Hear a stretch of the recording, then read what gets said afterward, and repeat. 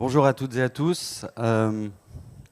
Merci infiniment aux équipes de l'organisation d'avoir eu la gentillesse de m'inviter. Je suis ravi d'être parmi vous.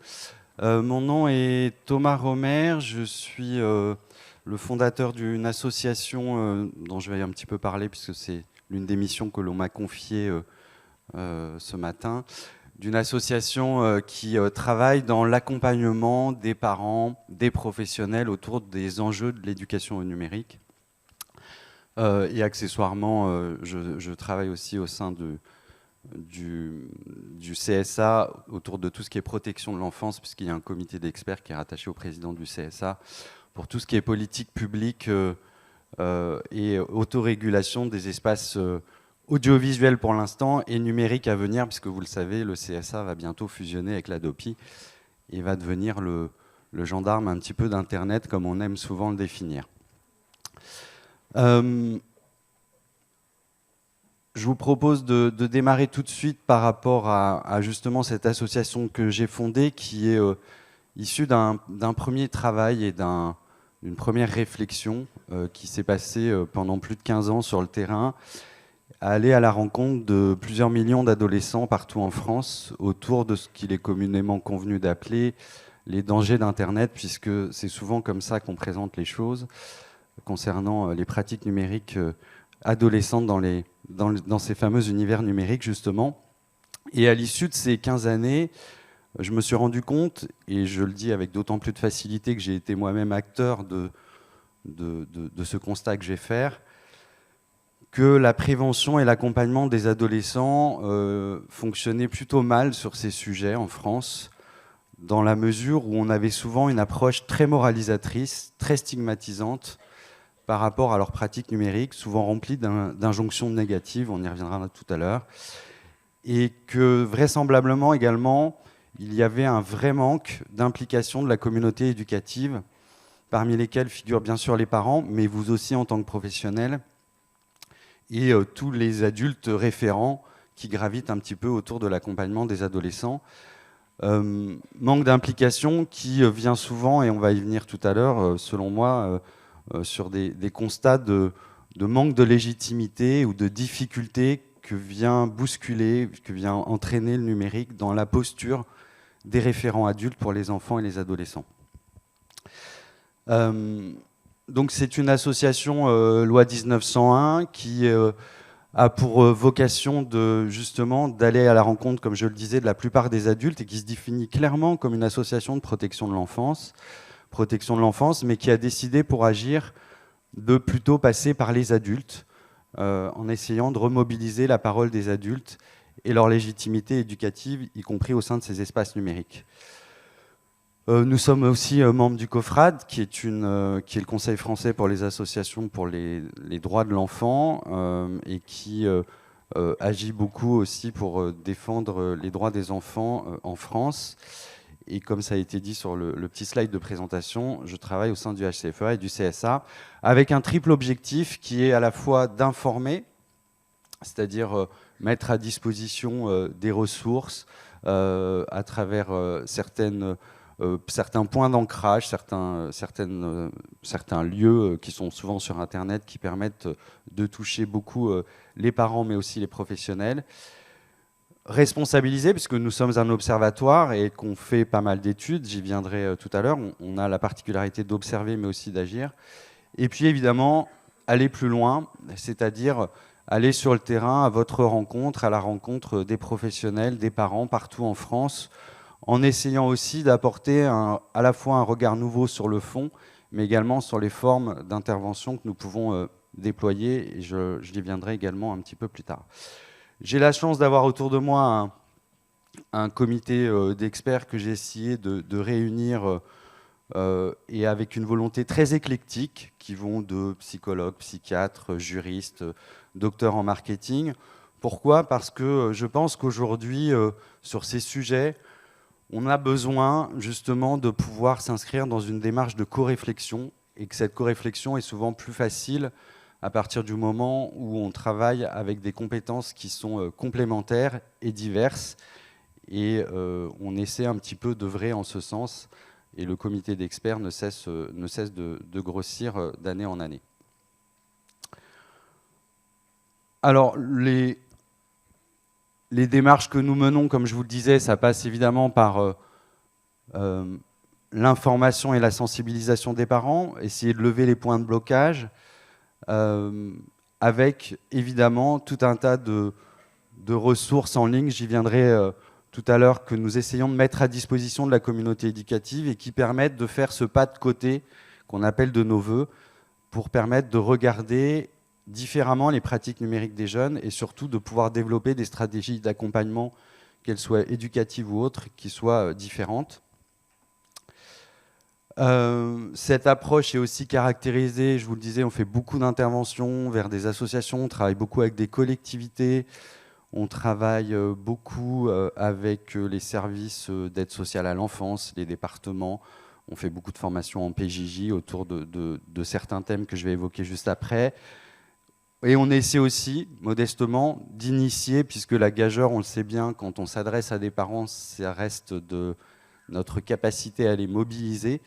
On essaie aussi d'aller à leur rencontre et on essaie de proposer ce type d'action également en entreprise, parce que je crois beaucoup aussi à la mobilisation et à la responsabilité sociétale des entreprises en travaillant avec les responsables RSE ou les DRH qui parfois veulent et acceptent de proposer des formes d'accompagnement des parents qui changent un petit peu de comment dépenser son chèque emploi-service ou ce genre de choses qu'on voit un peu trop souvent.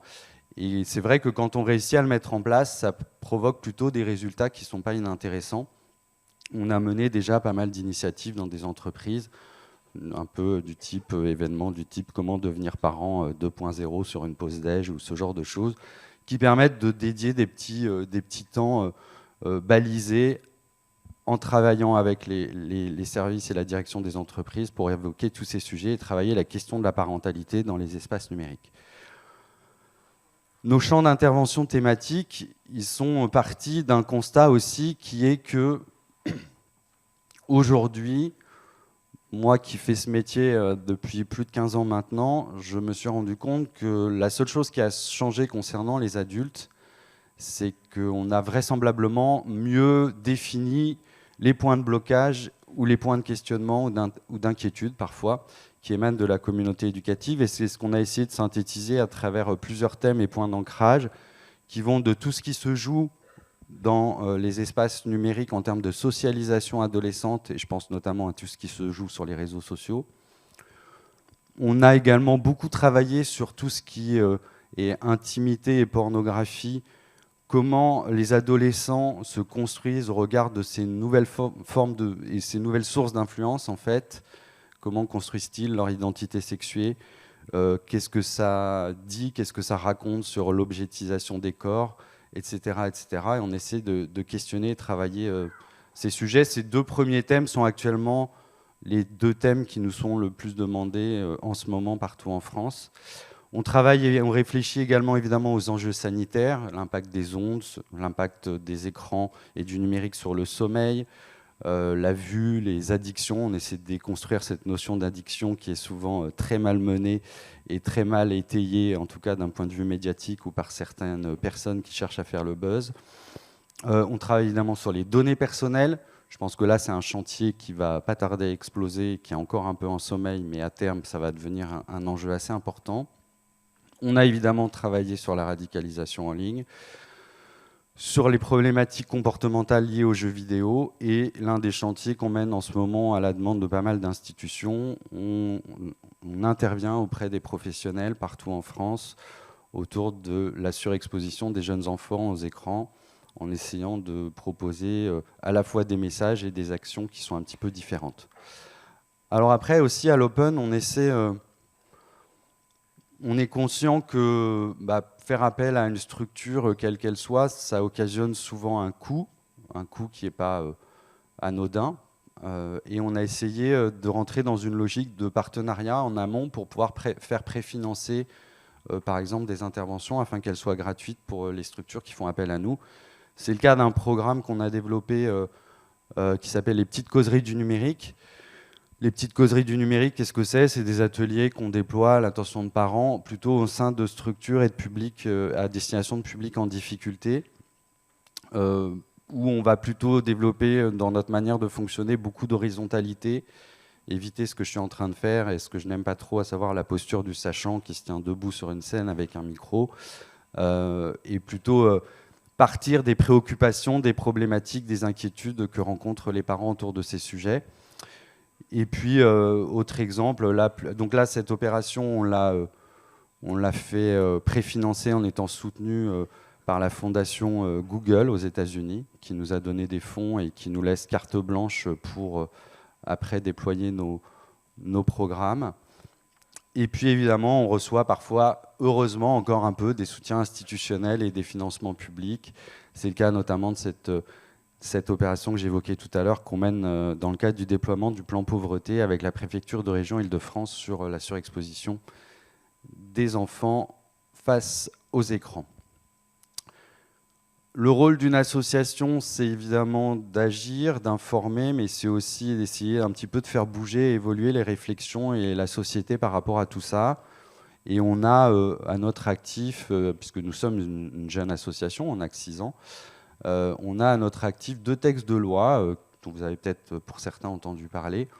Un texte de loi qui est passé, qui est sur la loi dite des enfants influenceurs, qui a été porté par le député Bruno Studer, et qui est issu, nous, de constats et d'alarmes qu'on avait initiés il y a de ça quelques années, autour, vous savez, de ces phénomènes qui se multiplient sur Internet, où des enfants sont souvent utilisés par leurs parents à des fins mercantiles pour faire ce qu'on appelle de l'unboxing, c'est-à-dire littéralement ouvrir des cartons de jouets,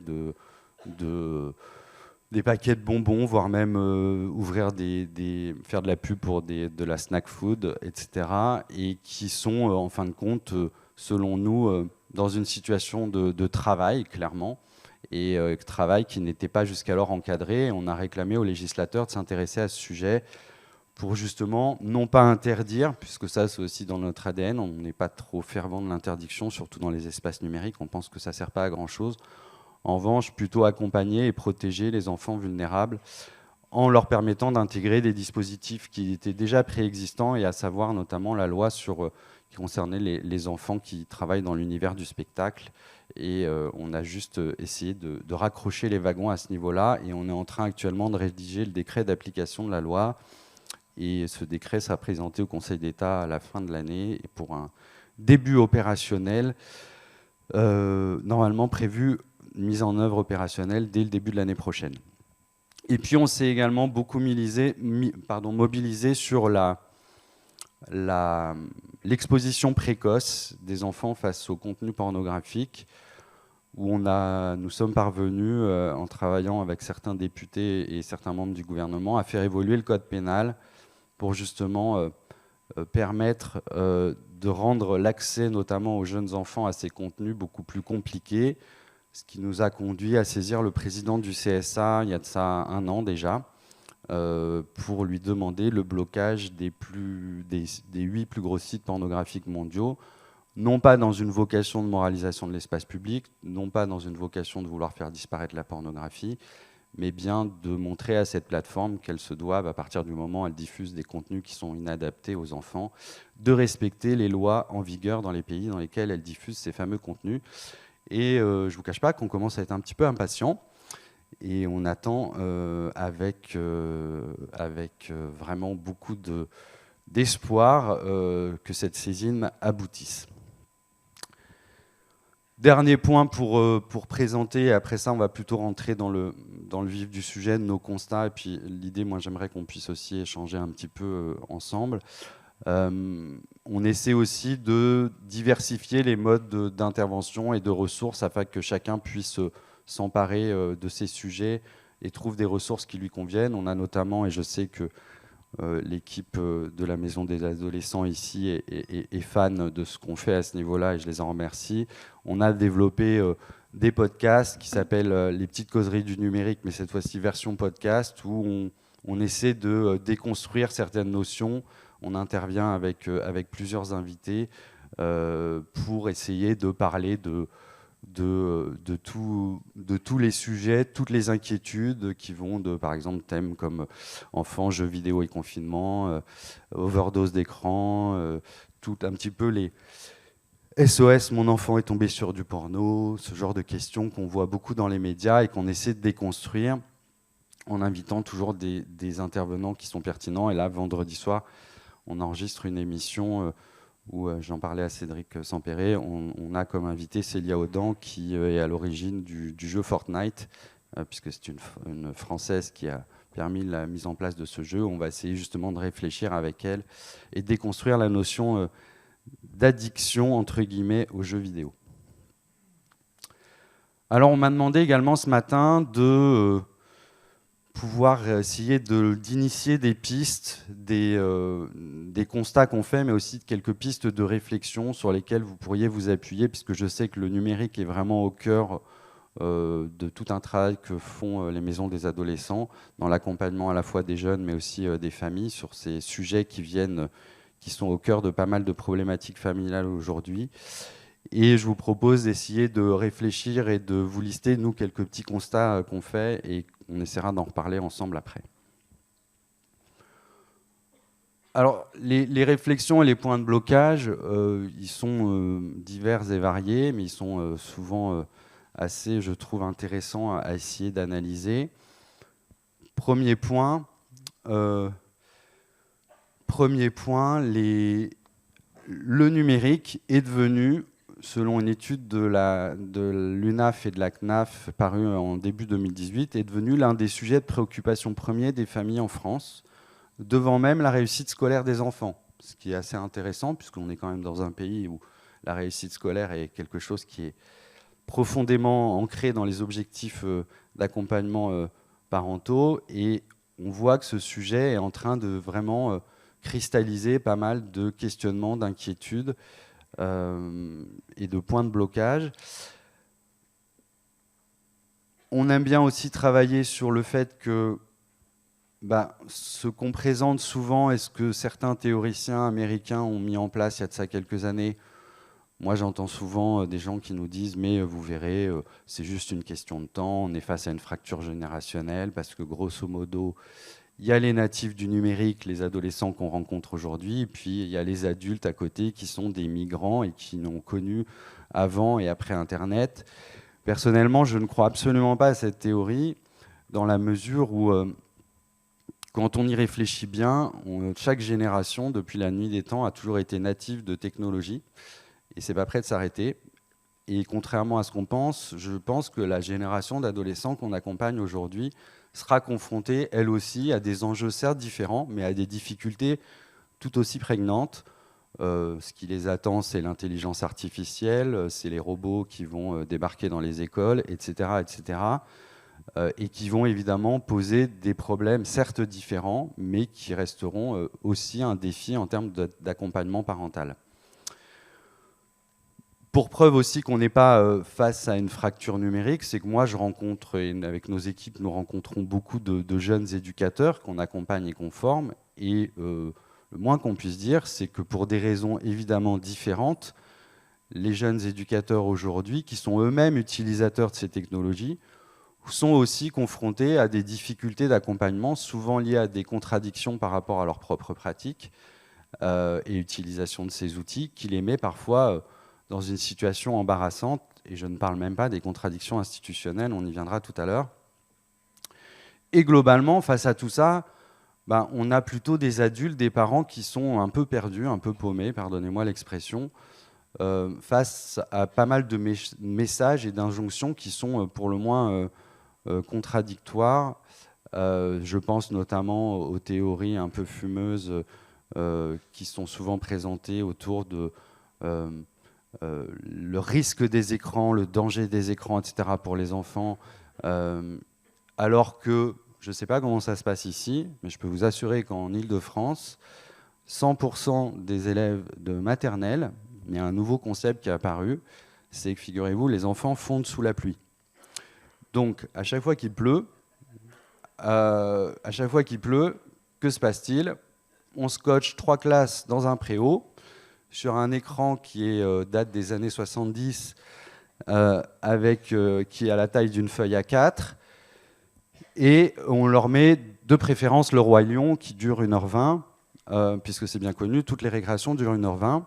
Et au moment où on coupe l'écran, que se passe-t-il? Eh bien, on a des maîtresses qui attendent les parents le soir et qui leur disent « Franchement, il faudrait consulter parce que vos enfants sont vraiment complètement accros aux écrans. Quand on leur débranche l'écran, ils pètent un câble. »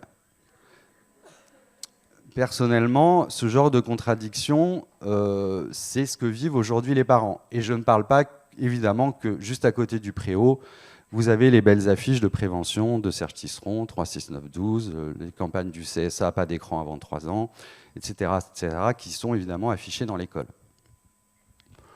Je peux donner des tas d'exemples comme ça. À l'hôpital Trousseau à Paris, qui est un hôpital pour les enfants malades, vous avez au service des urgences un écran géant qui tourne en boucle sur Gulli, et avec à côté des affiches aussi, pas d'écran avant 3 ans, etc. Globalement, sur tous ces sujets, on est souvent, moi je trouve, face à beaucoup à la fois de contradictions, mais aussi d'injonctions négatives. Pas d'écran avant ci, pas d'écran avant ça. Vous avez alors certes, les balises de Serge Tisseron 36912 reposent sur les stades du développement de l'enfant, donc sont des grilles de repères, mais concrètement, quand moi je rencontre des parents, ils me disent mais oui, mais à chaque fois que j'essaie de m'inspirer de ce qui est dit dans ces campagnes de prévention, je rentre pas dans les cases. Enfin, je sais que je suis en train de faire quelque chose de pas bien, et elles ont souvent tendance, ces campagnes, en fait, à culpabiliser les parents et à les enfermer dans des postures très contradictoires. Et nous, on essaie un petit peu de proposer, justement, et d'initier, et c'est pas simple, auprès des pouvoirs publics, des messages qui soient un petit peu plus positifs autour de la valorisation de la fonction parentale, plutôt que de diaboliser ou stigmatiser les outils. Et puis, globalement, l'une des remarques que moi j'ai le plus souvent en conférence quand je suis face à des parents, c'est une espèce d'auto-flagellation par rapport à une incapacité à mettre en œuvre des processus éducatifs qu'ils savent pour autant mettre en œuvre sur tout un tas d'autres sujets, au prétexte qu'ils ne maîtrisent pas les outils utilisés par leurs enfants. Le truc qui me revient le plus souvent, c'est je ne comprends rien à TikTok, je ne me sens pas donc légitime pour intervenir. Et ça, c'est assez questionnant quand même en termes de posture et d'enjeux éducatifs. Et c'est un petit peu ce qu'on essaye, nous, de travailler, parce que quand on y réfléchit bien, et c'est la question que je pose souvent aux parents, et moi en tout cas je ne veux pas d'une société comme celle-là, je ne pense pas qu'aujourd'hui, en tout cas je ne le souhaite pas, que pour être parent, il faille avoir en poche un diplôme d'ingénieur et savoir écrire des algorithmes. L'enjeu, il n'est pas dans la maîtrise technique des outils, mais plus dans les stratégies d'accompagnement qu'on peut mettre en place autour, et dans le fait de remettre de l'éducatif au milieu de tout ça. Au même titre que quand des parents d'adolescents achètent un scooter à leur enfant, ils n'ont pas toutes et tous un BEP mécanique en main, ni fait le Paris-Dakar. Ils sont en mesure de donner des conseils, souvent fondés sur le bon sens, et de mettre en place un cadre éducatif autour de tout ça. Et on voit bien que le numérique vient remettre en question ces stratégies éducatives pour tout un tas de raisons. Comme je l'ai déjà dit, la plupart des axes de communication sont souvent diabolisants pour les outils et très moralisateurs pour les pratiques numériques adolescentes, notamment avec toutes ces injonctions réfléchis avant de publier, non au harcèlement, ce genre de choses qui ont le mérite d'exister, mais qui, selon nous, contribuent plutôt à inscrire dans le temps cette fracture et cette incompréhension entre des adultes qui ont souvent, moi je ne sais pas autour de vous, peut-être que j'ai la chance d'avoir une salle hyper assidue aujourd'hui, mais je ne connais pas non plus beaucoup d'adultes qui, avant de liker ou partager une vidéo sur un réseau social, la regardent dans son intégralité. Quand on voit que le journal Le Monde en est quand même arrivé à devoir mettre le temps de lecture d'un article sur ses sites, je pense que Le Monde ne s'adresse pas spécifiquement aux adolescents. Pour autant, on voit bien que les comportements des adultes sont souvent aussi un petit peu dans le paradoxe. Et puis, globalement, le moins qu'on puisse dire, c'est quand on parle de numérique, en ce moment, c'est un petit peu l'idiot utile du moment. Alors, il y a le numérique, il y a le confinement, hein, il y a un peu ce combo en ce moment, c'est-à-dire qu'on fait porter au confinement un petit peu tous les mots qui datent d'il y a bien longtemps et qui sont déjà ancrés dans nos manières de vivre. On fait porter au confinement et au numérique pas mal de sujets. Et en fin de compte, ce qui pose vraiment problème, selon moi, c'est que quand on se focalise comme ça sur des pratiques, des univers, souvent on passe à côté des vrais problèmes. Aujourd'hui, vous avez certains médecins de PMI qui ont sorti des bouquins, ont fait des vidéos, font le buzz, sont régulièrement invités sur des plateaux télé et qui ont été jusqu'à inventer ce concept d'autisme virtuel. L'autisme virtuel, c'est quand même quelque chose d'assez particulier, me semble-t-il, comme concept. Et le principe, c'est de dire, bah voilà, les enfants qui sont surexposés aux écrans présentent des troubles du spectre autistique, développement langagier faible, perte de l'imaginaire, incapacité à socialiser, à jouer, etc., etc. Et évidemment, quand on retire les écrans, tout va mieux. Si c'était aussi facile que ça, et je pense qu'il y a suffisamment de psy dans la salle pour pouvoir adhérer à ce propos, je pense que ça se saurait. Et pour l'instant, je trouve que ce genre de messages sont très préjudiciables, parce que quand on réfléchit à la posture des parents, ce que ça provoque chez eux, chez certaines familles, c'est plutôt une déresponsabilisation. Puisque moi j'ai des familles qui me disent mais regardez, la dame à la télé, elle a dit que le verre était dans le fruit, donc par conséquent c'est pas de ma faute, quoi, c'est les écrans. Et ça sous-entend aussi, enfin cette personne, je vais pas citer son nom parce que j'ai pas envie de lui faire de pub, raconte aussi qu'il y a des enfants de 2 ans qui se créent des profils Facebook. Bon, alors déjà, ou que des enfants se lèvent la nuit pour aller, des enfants de 3 ans se lèvent la nuit pour aller sur YouTube. Alors déjà, je pense qu'elle n'a pas vraiment compris que Facebook était devenu un réseau social pour EHPAD. Donc, je ne vois pas trop l'intérêt qu'un enfant de 2 ans aurait à aller sur Facebook. Enfin, voilà, il n'y a déjà plus d'ados depuis bien longtemps, donc un enfant de 2 ans, je ne comprends pas trop. Et puis, je suis désolé, je suis également papa, et j'ai une fille qui, quand elle était petite, se levait la nuit pour lire. Voilà. Et je ne pense pas que pour l'instant on dise que les livres provoquent de l'autisme. Bon, peut-être. Hein. Et donc, autre point qui me semble important, c'est aussi, parce que sur ces sujets on n'en parle pas suffisamment, c'est qu'on n'est pas tous égaux. Et que sur le besoin de soutien à la parentalité numérique, notamment, comme sur tout un tas d'autres sujets, les biais socio-économiques, évidemment, sont très prégnants. Et il faut impérativement, dans un souci d'accompagnement des familles, en tenir compte.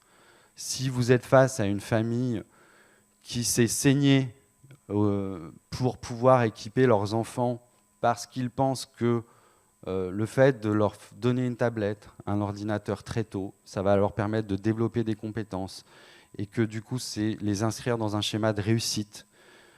Et si vous arrivez avec vos petits dépliants, pas d'écran avant 3 ans, etc., forcément, les messages, vous comprenez qu'ils sont un peu moins bien reçus et un peu moins bien percutants. Donc, partir des familles qui sont toutes différentes et qui ont elles aussi évidemment des composantes socio-économiques qui sont très diverses, c'est primordial, y compris sur ce sujet. Alors après, la question, c'est compliqué en aussi peu de temps, c'est d'essayer de vous donner quelques pistes, nous qu'on essaye. Alors on n'a pas la prétention de tout savoir, on est aussi sur ces sujets dans une posture plutôt d'empirisme et d'humilité, parce qu'on est face à des problématiques nouvelles, donc là, ça consiste aussi parfois à essayer des choses. C'est d'essayer justement de vous partager avec vous quelques petits conseils, quelques pistes de réflexion qu'on essaie de mener. Et pour la question quel accompagnement pour les parents, je vois qu'il y a des amateurs de séries dans la salle. Bah, on a été, nous, beaucoup sollicités dans les médias sur cette série, que tout le monde visiblement connaît. Et quelle est la réponse qu'on a essayé d'apporter? Elle a été de dire que on était clairement face à un enjeu d'éducation aux médias. C'est-à-dire que aujourd'hui, face à ces univers multiconnectés auxquels ont accès les enfants de plus en plus tôt, il est primordial de pouvoir essayer de mettre en place des stratégies éducatives, d'éducation aux médias, qui consistent le plus souvent et qui doivent passer dans un premier temps par porter un intérêt évidemment à ce que font les enfants et les adolescents avec ces outils dont on ne cesse de les équiper de plus en plus tôt. Et faire de l'éducation aux médias, c'est assez simple, hein. Il n'y a pas besoin d'avoir fait un diplôme assez important pour y parvenir. Ça peut être des choses toutes simples. C'est quand on lit la petite histoire le soir à un enfant, on referme le livre et puis on le met en posture de questionnement.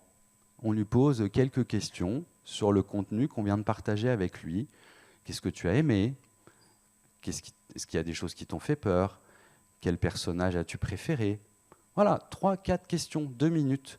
Et en fait, quand on met en place ce genre de stratégie, rapidement, l'enfant se met en posture de prise de recul et d'auto-questionnement par rapport au contenu qu'il ingurgite. Et si on réussit à le faire par la suite aux différentes étapes de sa vie, quand ensuite on va regarder des dessins animés, quand il va regarder des séries, c'est aussi un investissement certes de temps, mais qui peut être très très productif. On sait que les enfants qui ont pu bénéficier de cet accompagnement dès le plus jeune âge sont aussi des enfants qui, à l'adolescence, s'exposeront beaucoup moins sur les réseaux sociaux. Pourquoi? Parce que justement, ils auront pris l'habitude, dès le plus jeune âge, de ne pas faire comme les adultes, c'est-à-dire de ne pas liker, partager en quelques secondes sans lire les contenus, mais plus de prendre du recul par rapport à tous ces contenus, et y compris dans des phases problématiques type cyberharcèlement. Tiens, je me prends une insulte sur les réseaux sociaux. Si on m'a appris dès ma plus tendre enfance à prendre cette posture de recul, etc., plutôt que d'être dans l'enfermement de l'émotion et de la réaction, ce qui est un peu le diktat des réseaux sociaux, eh bien, on va plutôt prendre un peu de distance et essayer, pourquoi pas, de prendre le temps d'en parler à quelqu'un, de pouvoir discuter et aussi agir comme il faut par rapport à des problématiques rencontrées. Sur ce sujet très, très précis, ce qui est assez amusant, c'est que Squid Game, accessible sur Netflix, je rappelle juste que Netflix, vous pouvez créer un compte pour vos enfants et qu'en fonction de l'âge des enfants que vous mettez, les enfants n'ont pas accès à tout le catalogue. Donc je pense aussi il y a des enjeux à aller vers les familles et à expliquer aussi les outils, parfois techniques, qui peuvent être utiles et qui peuvent les aider à mettre en place cette stratégie éducative. La série est interdite aux moins de 16. Rien de nouveau sous le soleil. La guerre des boutons, en son temps, le film avait fait aussi pas mal polémique. Je suis sûr que si on cherche un peu, on trouvera des westerns de John Wayne qui ont fait beaucoup de dégâts. Voilà, je me souviens aussi d'un dessin animé qui avait fait polémique il y a de ça 5-6 ans,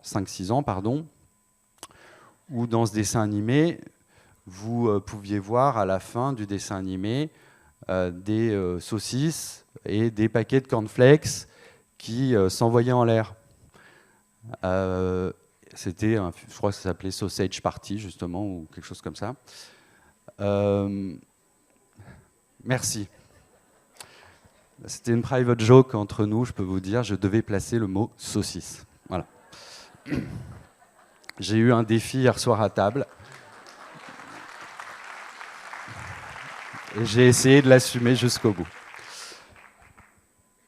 Néanmoins, j'ai essayé de l'inscrire dans une démarche pédagogique.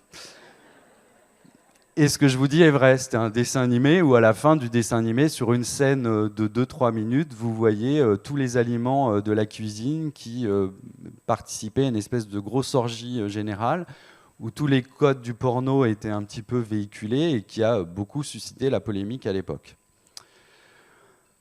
Alors après, évidemment, en termes d'autres axes d'accompagnement des parents, ça passe souvent aussi, selon nous, par aller questionner les critères motivationnels d'équipement et inviter par la suite les adultes à questionner leurs propres pratiques avec ces outils. Je vous montre un graphique qui est issu d'une étude que nous avons faite l'année dernière, en 2020, avec Médiamétrie, sur la parentalité numérique. On sort le deuxième volet en début d'année prochaine, où on posait la question aux parents, notamment, quel équipement possède votre enfant, mais dans le sens à lui, pas l'équipement qu'il utilise au sein de la famille. Vous voyez que le premier smartphone, c'est maintenant fin de CM1, en moyenne en France.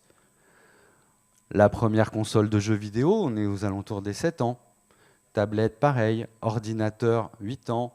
Et quand les enfants ont une télévision, et il y en a beaucoup, elle est souvent évidemment dans la chambre de l'enfant, et c'est en moyenne à un peu plus de 6 ans. Donc moi, si vous voulez, je veux bien qu'on continue à aller dire aux enfants, aux adolescents qui sont complètement accros aux écrans, etc. Mais il me semble qu'à partir du moment... Enfin, personnellement, je ne sais pas vous, j'ai jamais entendu parler d'enfants de 5 ans qui attaquent un camion Apple ou Samsung. Par conséquent, si ces outils arrivent entre leurs mains, quelque part, c'est que les adultes ont une responsabilité. Ce qui est souvent très intéressant, c'est que notamment concernant le smartphone, quand on questionne les parents sur leurs critères motivationnels, pour plus de 30% d'entre eux, c'est de la réassurance.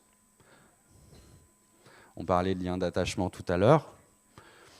Je ne sais pas, on pourrait faire un cours assez intéressant sur la notion d'attachement avec la géolocalisation des enfants. Non mais c'est une réalité. Dans notre étude, 24% des parents reconnaissaient installer un logiciel espion sur le téléphone de leur enfant. Logiciel espion, qu'est-ce que ça veut dire? Ça veut juste dire un logiciel qui permet d'écouter les conversations téléphoniques, qui permet de lire les textos, qui permet de voir tous les posts sur les réseaux sociaux, etc., etc., d'aller voir les photos qui sont prises. On assiste à une redéfinition du lien d'attachement à travers le prisme du numérique, me semble-t-il.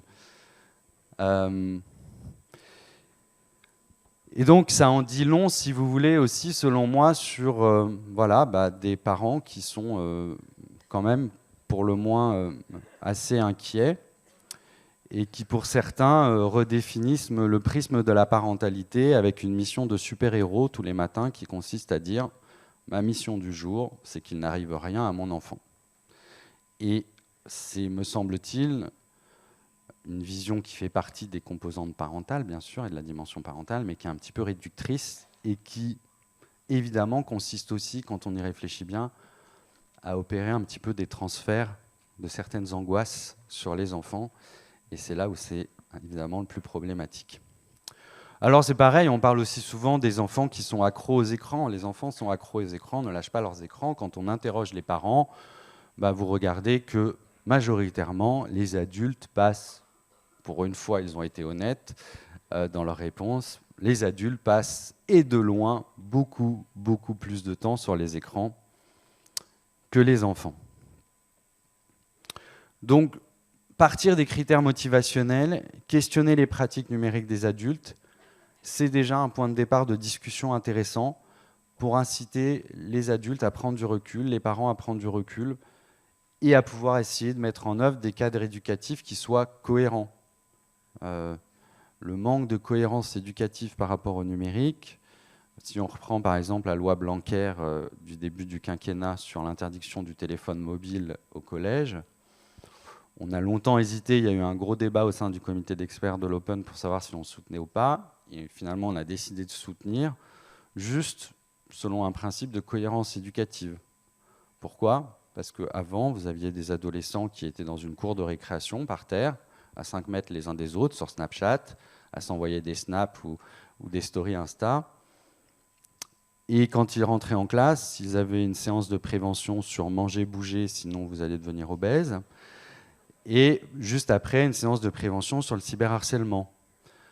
Et au nom de cette cohérence éducative, remettre juste le cadre, le rôle des adultes, mettre le cadre, marquer la ligne jaune, même si on sait qu'ils sont génétiquement programmés pour la franchir. Mais le fait qu'il n'y en ait pas sur plein de sujets, et notamment concernant le numérique, me semble-t-il, est assez problématique. Vous prenez le hashtag anti-2010, dont vous avez peut-être entendu parler. Donc c'est un hashtag qui a circulé il y a plusieurs semaines, où des adolescents âgés de 15-16 ans s'en prenaient à ceux qui sont nés en 2010, en les insultant, et ça a donné lieu à des vidéos sur TikTok qui ont été vues plusieurs dizaines de millions de fois, et le ministre de l'Éducation nationale s'est emparé du sujet en disant eh bien on va créer un hashtag bienvenue au 2010. Bon, je ne dirai pas ce que j'en pense. Mais quand on y réfléchit, aujourd'hui nous avons des textes de loi à notre disposition. Et je vous rappelle qu'un adolescent de moins de 13 ans sur un réseau social est dans l'illégalité. Qu'attendons-nous pour faire appliquer les lois? On sait qu'ils les contourneront, c'est pas grave, c'est leur rôle.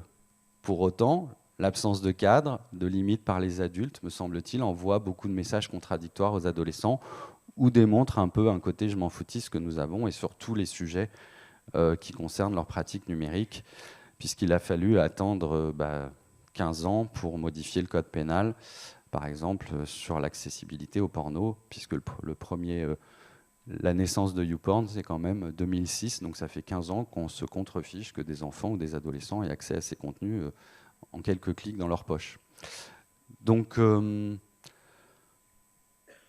voilà, je pense que ce sont des pistes peut-être que vous pouvez essayer de mettre en œuvre, en tout cas que nous on essaie de mettre en œuvre et ça fonctionne plutôt bien. Et puis évidemment, analyser les contradictions parentales, j'en ai parlé longuement et je vous propose plutôt que les longs discours d'écouter ce qu'on va nous dire les parents et les enfants et les adolescents. Lequel de vous deux passe le plus de temps sur les écrans? C'est quoi cette histoire? Papa te dit plus d'écran, fini les écrans. Voilà, ce sera la bagarre. C'est qui gagnerait? À toi. T'as regardé vos réponses? Ah ouais.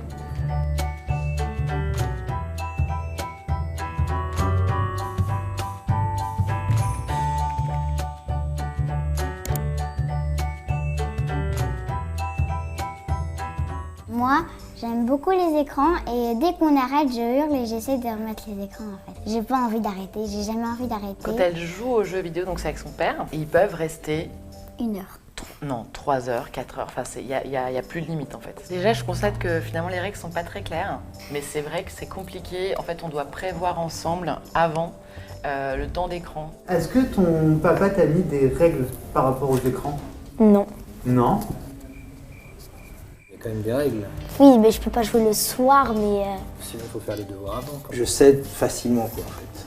Pour avoir la paix, des fois. Notre père, quand il nous dit arrêtez de regarder ça, arrêtez de regarder la télé, ben on dit mais papa, pourquoi toi t'es toute la journée sur ton téléphone? Donc en gros, le soir, il y a 0 écran, si je comprends bien, c'est ça la règle? Maintenant, après, on triche. Parce que c'est papa qui a mis cette règle d'éteindre le Wi-Fi à 20h30.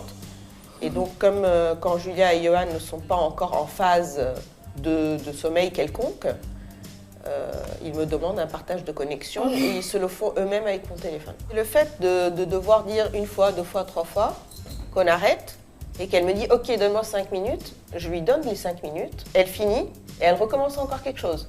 Là, c'est de l'abus. C'est vraiment pas simple. C'est-à-dire qu'ils sont à un âge où c'est dur d'imposer. Et peut-être qu'on n'a pas été assez bon sur l'éducation, même en amont, sur les limites. Hein.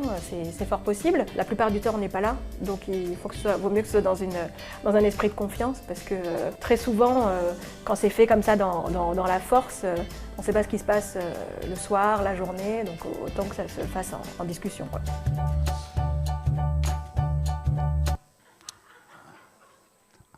Ah bah visiblement, ça fonctionne bien. Voilà, je pense que pas besoin de faire de commentaires.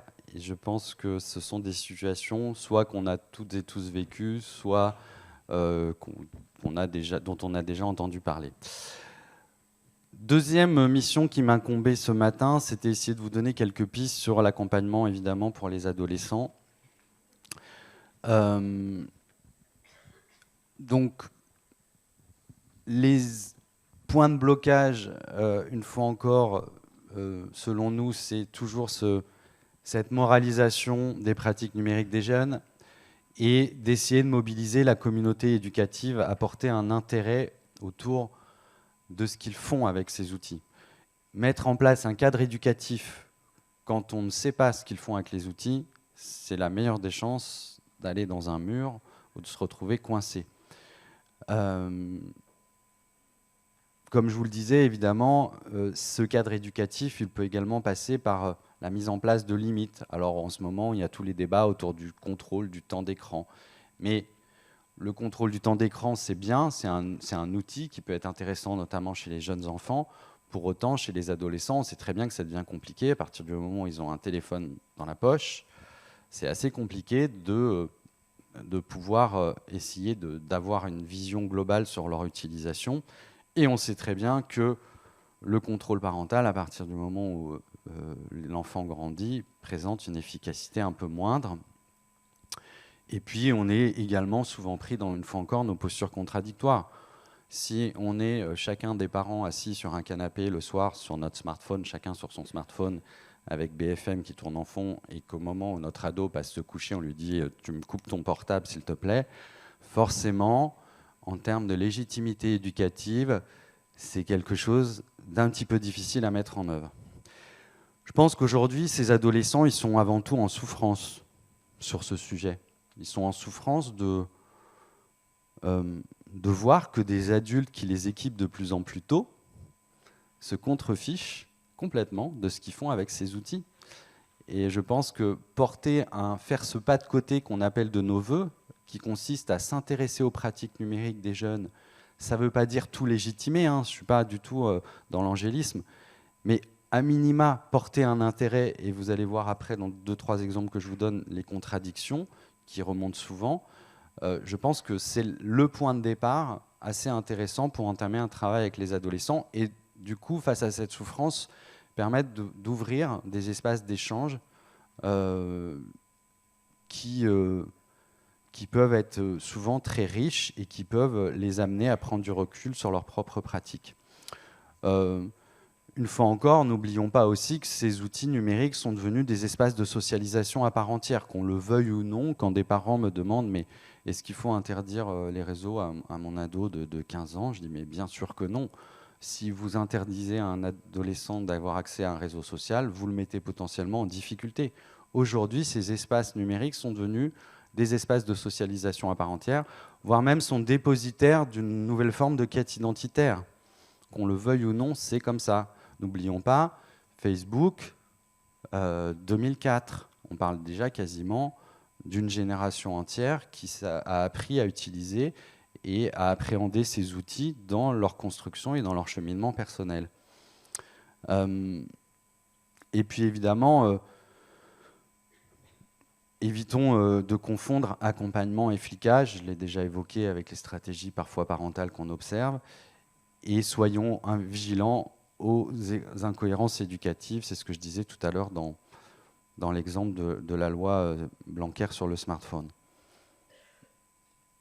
Alors, quelques pistes à explorer. Je pense que parfois, il est aussi important, pour relégitimer la parole de l'adulte, d'essayer d'identifier des points d'ancrage pour lesquels les jeunes adoptent des comportements, par exemple, naïfs ou à risque, souvent par méconnaissance. Je suis toujours effaré de cette génération qu'on prétend comme étant mieux utilisatrice de ces outils que les adultes. Aujourd'hui, vous questionnez quelqu'un de 18 ans donc qui est en train de devenir un jeune adulte et qui utilise Snapchat, ils continuent tous de croire que Snapchat, les contenus restent éphémères. Et c'est assez questionnant. C'est assez questionnant sur justement certaines méconnaissances ou naïvetés parfois qu'ils ont. Sur Internet, vous le savez bien, rien n'est éphémère et ils en sont aussi souvent parfois les premières victimes. Et je pense qu'aujourd'hui, travailler cette question de droit à l'oubli, qui est souvent notamment très méconnu par les enfants et les adolescents, est un point d'ancrage qui peut être hyper intéressant et duquel on peut faire découler pas mal de stratégies d'accompagnement qui sont du coup non moralisatrices et où l'adulte retrouve toute sa place pour être dans une posture d'apport, de réflexion, de prise de recul par rapport à des pratiques face à un cadre juridique qui, comme je vous le disais tout à l'heure, fait défaut. Rappelons, le RGPD, il n'est pas appliqué. Le RGPD n'est pas appliqué. Pas d'adolescents avant 13 ans sur les réseaux sociaux et entre 13 et 15 ans, ils doivent tous y être avec l'autorisation des parents. Résultat des courses, il n'y a jamais eu autant d'adresses mail superpapa et megamaman@gmail.com qui ont été créées. Et au moment de remplir les conditions générales d'utilisation, ils s'auto-envoient les conditions générales d'utilisation et sont tous inscrits en trichant sur leur âge. Mais quand on y réfléchit bien, ça fait sourire. Mais en cas de situation problématique ou grave, je ne serais pas étonné à terme qu'on assiste à des plateformes qui invoquent ce point précis pour dire « mais attendez, on n'est pas responsable ». Un ado qui se fait cyberharceler à 14 ans et qui, pour tout un tas de raisons, décide de passer à l'acte et de faire une tentative de suicide, par exemple, au cas où certains seraient tentés d'invoquer la responsabilité des plateformes, à partir du moment où l'adolescent a triché sur son âge, je suis sûr que les plateformes vous répondront « on est responsable de rien ». Il a triché au moment de remplir les conditions générales d'utilisation. Donc, ça fait sourire parfois, mais réfléchissons aussi, me semble-t-il, à l'impact que ça peut avoir dans le cadre de certaines situations à risque ou préjudiciables pour eux.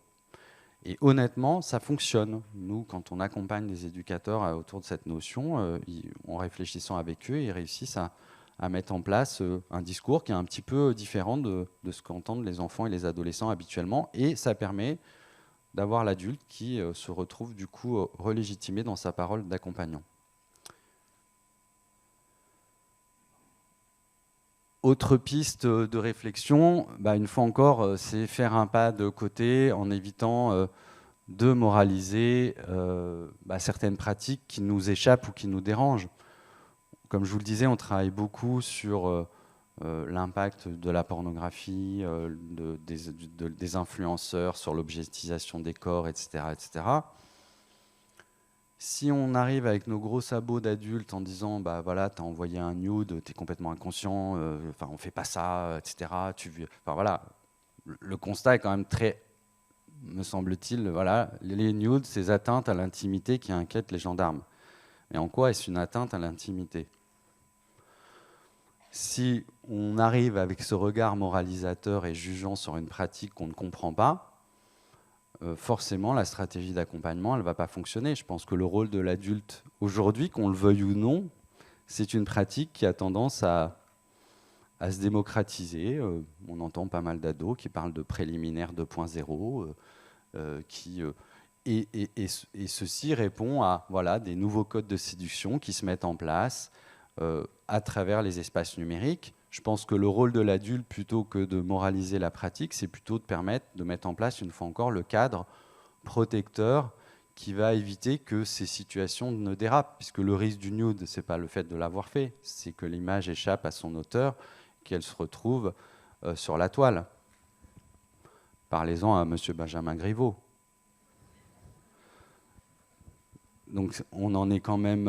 et je pense qu'aujourd'hui, oui, c'est évidemment...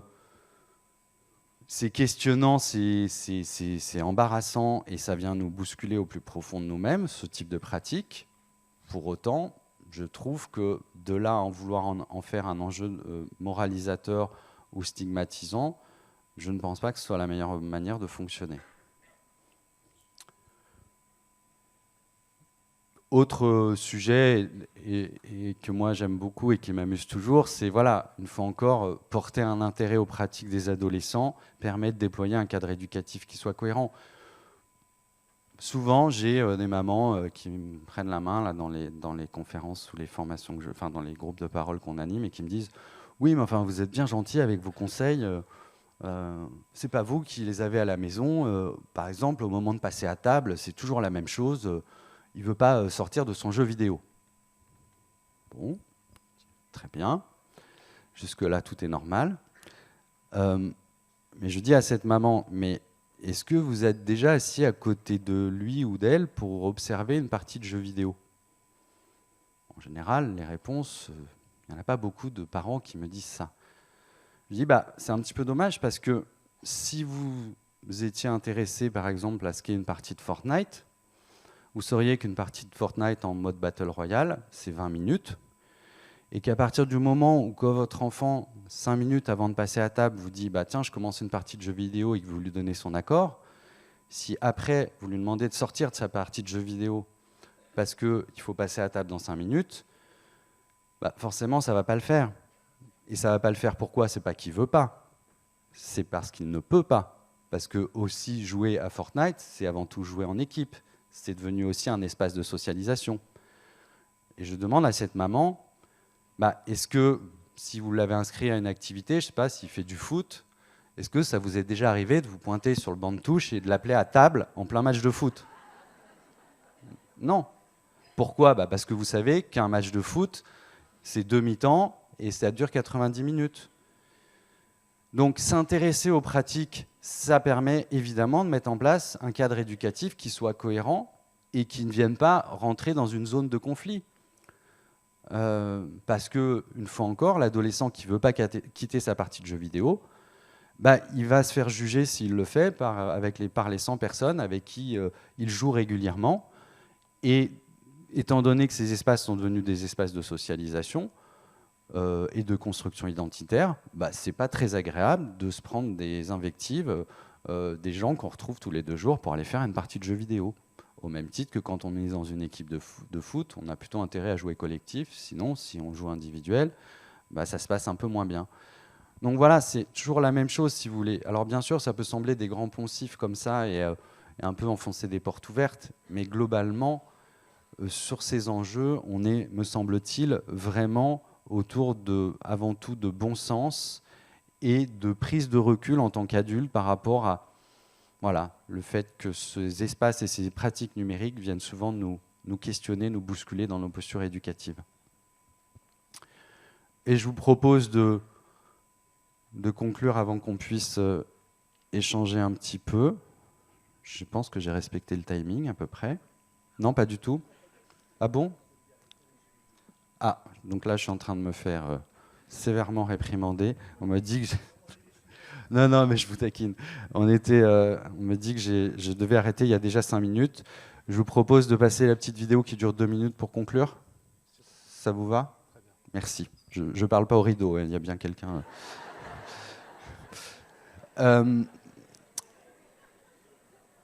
Je vous propose de regarder ce que les enfants ont à nous dire quand on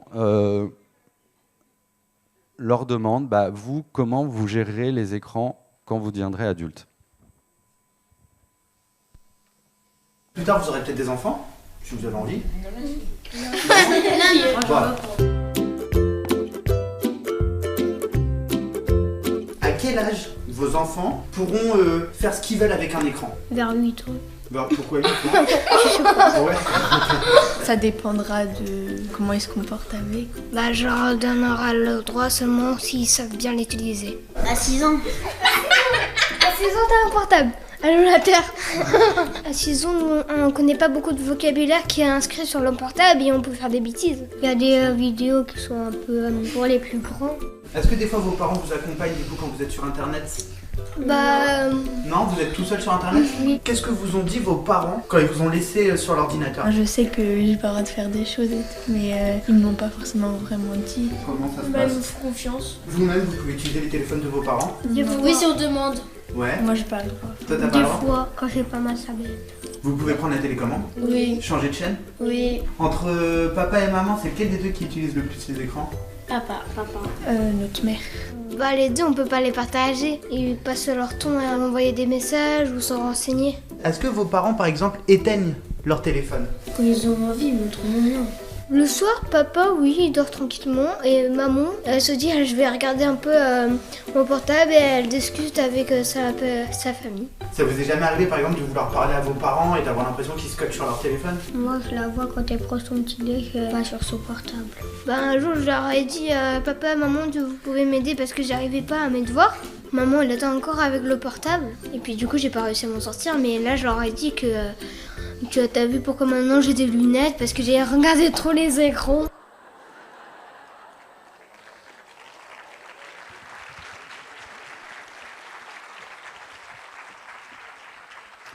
Voilà, je voulais vous remercier une fois encore de ces échanges.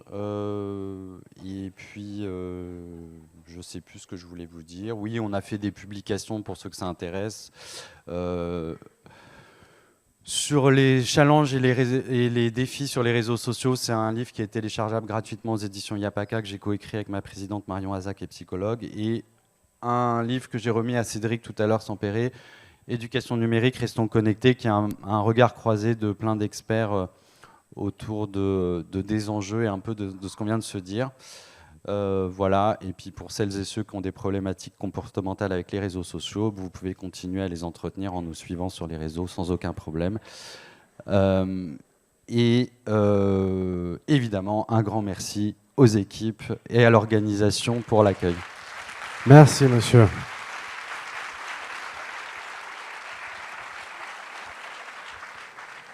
Alors, on va essayer de respecter le planning. Je vous propose de prendre quand même une question. C'est négociable, hein, bien sûr. Je vous en prie.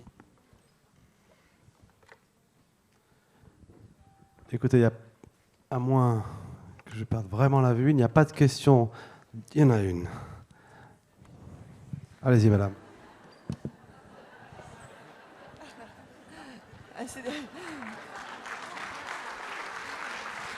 Ça, je le veux, celui-là. Tu me le donnes? Merci.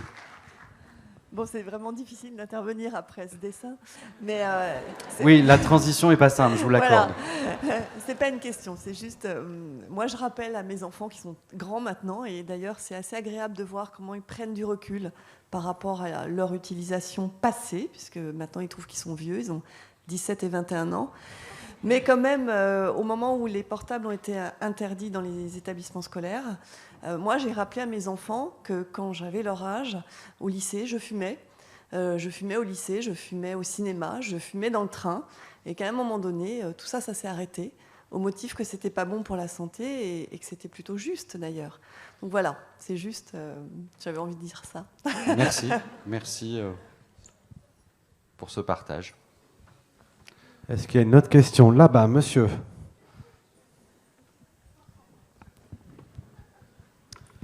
Oui, bonjour.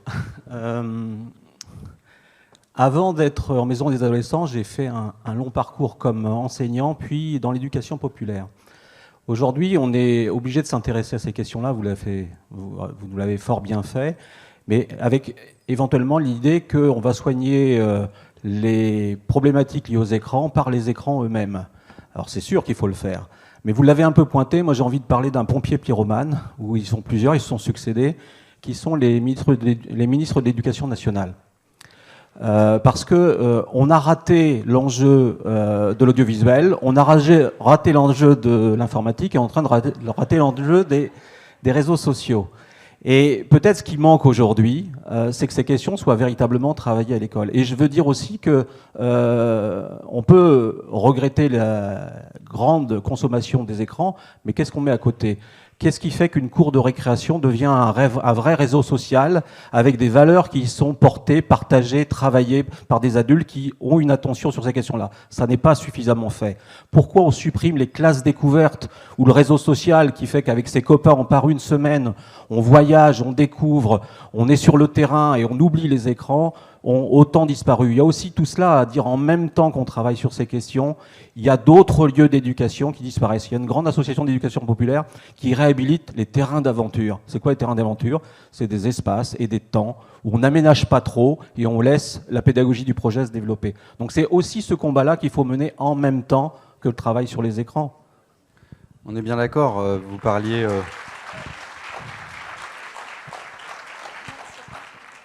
On est bien d'accord, vous parliez des cours de récréation. Aujourd'hui, les cordes à sauter et les billes disparaissent. Parce que vous comprenez, c'est hyper dangereux. Il y a eu plein de décès suite aux billes et aux cordes à sauter. Donc du coup, on fait disparaître les...